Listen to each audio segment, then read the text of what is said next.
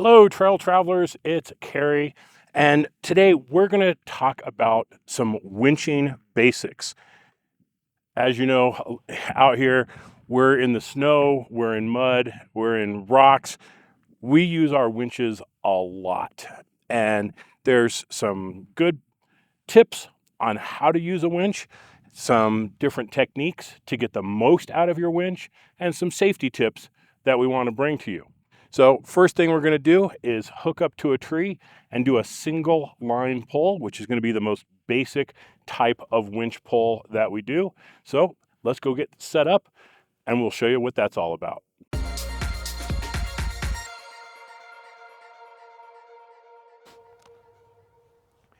Well, before we start winching up to a tree, we're going to use a tree saver, and that's going to be a nice thick strap to put around the tree to protect it instead of just wrapping the winch line around it, which will actually cut into it and can damage our winch line. So we'll just get that secure around the tree, and then we need to connect this side to the winch line. Now there's two ways of doing that. We have the traditional bow shackle and we have the soft shackle. Is one better than the other in this situation? And maybe, in fact, maybe. And this may be the time that we want to use the bow shackle. Now this particular strap here, see if it's got where it's got the rating on it. It's on here somewhere. But this is like a 40,000 pound strap. So it's not the weak spot at all. And when we double it, we're distributing that pull on both sides of this. So this is probably more like a 70,000 pound strap at this point. So this is not going to break. The bow shackle is going to be, I see if this one has a rating on it. This is 4 tons. So for, like 12,000 pounds or something with a breaking strength of like 5 times that. So in the 50,000 pound area. So this isn't going to break. Our small soft shackle here is rated for about 20,000 pounds, which is still far more than we need to actually pull the Jeep up here. So none of these are going to be any issues or any problems. But in this particular case, I'd want to use the strongest system possible. So in that case, I'm going to go with the bow shackle. And this is really designed for this type of thing. So we'll pull the pin out and we'll put it into both sides of the strap here. And then when it's pulling, it's going to pull in 2 different directions. So this is going to be a super strong connection. Now normally I would say we want to eliminate any big pieces of steel, because if there's a failure, this thing can just go ballistic and go right through a Jeep. But it's not going to fail here because we have such a heavy duty strap on here divided by 2. This is not going to be a failure point. So I have 0 risk of this thing going ballistic. Even if one of these straps gave way, it's just going to come around the tree and kind of drop right here.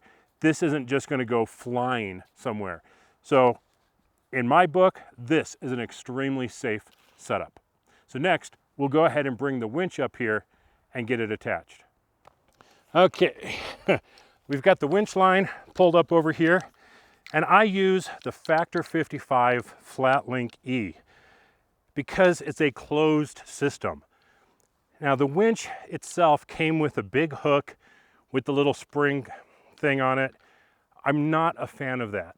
Should something happen and it slip out or that spring break, it's just a point of failure that I don't want to have. So the Factor 55 Flat Link is really going to add this extra level of security. So I can put it right in here into the bow shackle and tying it up right through there. And now we have a completely closed system. There's no point of failure in here. So at this point, we're just about ready to start our winching. All right, even though I've got a synthetic rope here, we are going to use a line dampener. and this is always a safe thing to do. This is basically just a weight to put on the winch line. So should something happen, it's going to help keep it from flying back. Now, some people will tell you that a synthetic line is simply going to fall to the ground if it breaks. Well, it depends on how much load is on it. If I've got a 6,000 pound Jeep and I've got the full load going on here and this line snaps, it's flying back somewhere. Now, it may not kill you, it may not rip you in half, but it's not going to feel good. So we always are going to use these line dampeners. And we just open it up. It's got Velcro in it. We're just going to drape it over the line. And I'm about a third of the way between the line, with a third of it being closest to my anchor point. The rest of the other 2/3 is towards the Jeep. This is going to work just fine. All right, we have our tree saver connected to our bow shackle, to our flat link. We have the line dampener on here. We have the winch back into engage, so we're ready to do our pull. We have our remote in hand, and we're going to go ahead and start the Jeep up. We never want to do a winch pull without the engine running. It's bad on the battery. So we're going to make sure that the engine is running. Now, she's going to go ahead and put it into probably manual 1. Now, she could easily crawl up this right now. It's dry, but in a couple weeks, this is going to be covered with ice and snow. Be damn near impossible to get up here. So we're just going to kind of pretend. So I'm just going to have her put it in gear, but not give it any gas.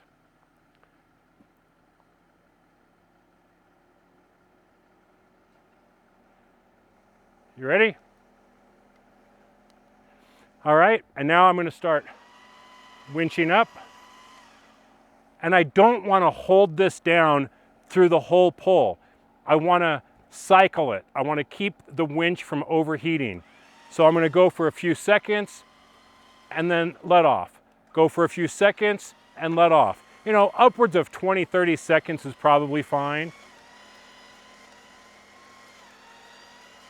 We can see it's having no problem pulling the Jeep up. So this is your basic single line pull when there's not any additional issues where maybe you're stuck in mud or having to go over rocks where the pull is going to be much harder. So next we'll show a double line pull. What you know about our winch is its maximum pull capacity is when there's only one layer of rope on the spool. For every additional layer, we lose about 10% efficiency. So with 5 layers on here, I'm down to about 50% of my rated capacity. Now this is a 10,000 pound winch, which means I'm down to about 5,000 pounds on a 6,000 pound Jeep. So sometimes we need to deal with that particular situation and either get more line pulled out, so we use the maximum pulling efficiency of the winch, or we use a snatch block to get a 2-to-1 mechanical advantage, turning this from a 10,000 pound winch into a 20,000 pound winch. So let's go set up a snatch block and show how to get that mechanical advantage. So here we have our snatch block, and this is a Gear America one, 10,000 pound working limit, and we're pulling a 6,000 pound Jeep with a 2-to-1 mechanical advantage, so we should have plenty of power out of this snatch block. Now the way this works is we open it up, we drop our line in there, close it up, and essentially this is nothing more than a pulley. And if we have the line coming from the winch up to here and then back to the Jeep, we have a 2-to-1 mechanical advantage. Now for every meter of line that we pull in, we're only moving the Jeep half of that distance. That's why we know we have a mechanical advantage. So to do that, we're going to take the line off of here and we'll connect our snatch block. Now again, this is not where I would want to use a soft shackle. I think I still have one in my pocket. So there's 2 reasons for that. One, if we're connecting this with a soft shackle, we have two problems. One is we have some pretty sharp edges on here that we don't want to cut through the soft shackle. And two, by pulling this tight on here, we're exceeding the maximum bend radius of the soft shackle, which is going to cause it to prematurely wear. So this is absolutely a case where we want to use a bow shackle. So we'll put it back in here. Oh, we got to get the line on it. There we go. All right. So I'm going to take the winch line onto the snatch block. So it's going to pull back through it like that and attach that to the bow shackle. So pretty simple setup. Now we need to take and run this back to the Jeep. We've got one length going out to the tree, the other length coming back to the Jeep, and we need to secure this to the Jeep somehow. And we have a couple different ways of doing it. So I have these basically permanent D-shackles on here. I could take one of these off and put it on there, which would be fine. But this is definitely a case where a soft shackle is going to be fine. I have a nice smooth surface on the bow shackle and a very nice radius inside on the flat link E. So I can just put that through there, get that on there, and we're ready to go. Now, I've seen a bunch of different people talk about how to have shackle positioned, and in test strengths that Factor 55 did, they found there was no difference whether it was up, back, middle, whatever. My personal preference is to have the ball facing up with the loop around it. But again, according to Factor 55, it literally makes no difference. So once we have everything up here, we're going to cinch the line up and we'll start our pull. Okay, once again, just to kind of show it, we have the winch line going to the tree saver, to the snatch block, back to the Jeep on the bumper with a soft shackle. And because our weak spot is probably the soft shackle, that's where I have the line dampener just in case things go wonky here. Now we're ready to winch. We make sure everybody is at a safe distance. About 1.5 times the length of the pull is what I normally recommend. But when we look at this and we say, well, that soft shackle is definitely the weak spot, right? It's not, actually. We got 20,000 pounds there. We got a heavy duty line. We got the tree saver, the snatch block, the D-ring. What's our weak spot here? It's actually the winch. Believe it or not, the weak spot in this setup is going to be the winch. It may lose gears or stall or something before anything else on here fails. That doesn't mean something can't fail. It just means, as a general rule, right now, that's our weak spot. Because the two lines, the snatch block, the soft shackle only has half the weight on it because that line's distributed. So we're going to go ahead and arm our winch. We're going to start the engine in the Jeep. We're going to put it in gear. But again, she's not going to give it any gas. I'm going to do all the pulling with the winch. And now what we're going to see is the winch is moving everything much, much slower. So for every foot of line that's pulled into the Jeep or into the winch, we're only moving 6 inches because we have this double line setup, but it also gives us twice the pulling power. So very, very strong setup. This should get people out of just about any situation. So we'll go ahead and pull up some more. And it's pulling the Jeep up, no problem. Again, this would work great in snow and ice and sand, whatever. As long as you have a good anchor point, a double line pull is going to be the way to go. So what do we do if there's no trees and all we have is other Jeeps around? And we're going to use one of them as an anchor.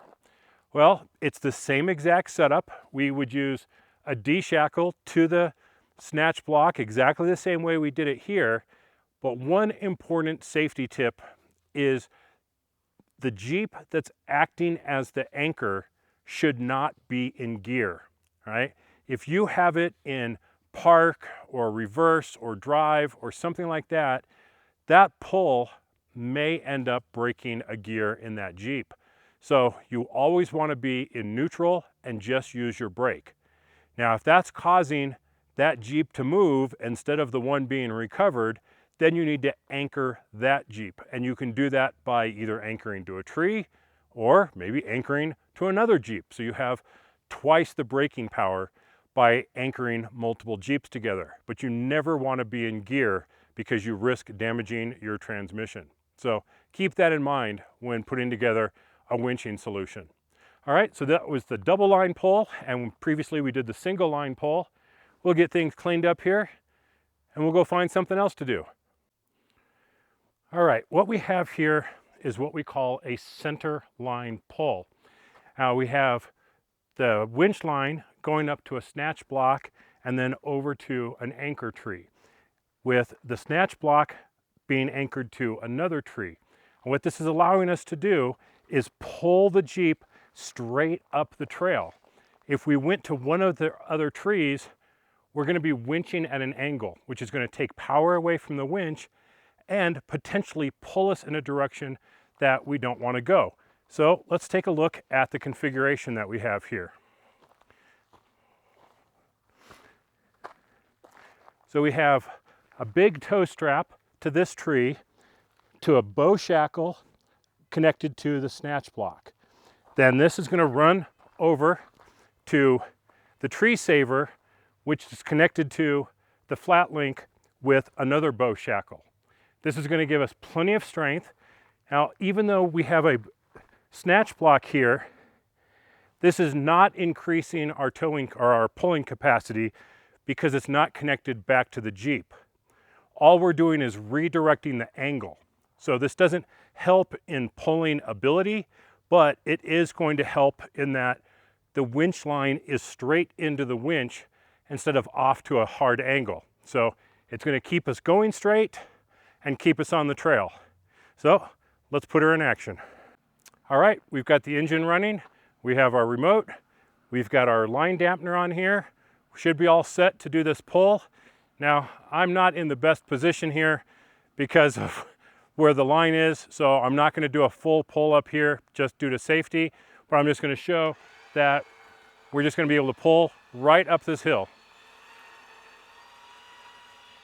So very simple pull, and it's not always going to work because you have to have trees in the right spots, but this can be a very handy type of pull to get you out of some specific situations. So that's the center line pull.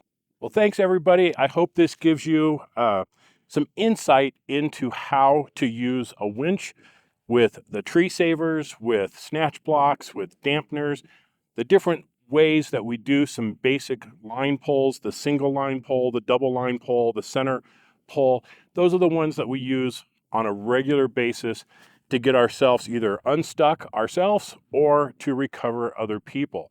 We'll probably do some more advanced winching techniques and show you how some other stuff is done. But today we wanted to give you kind of a basics to show some of the equipment that you need, as well as how to just set up a basic pull. Hope you enjoyed this. Let us know if you liked it in the comments and what types of techniques you'd like to see in the future. So from Katarina and myself, thanks for watching. Be safe out there, and we'll see you on the trails.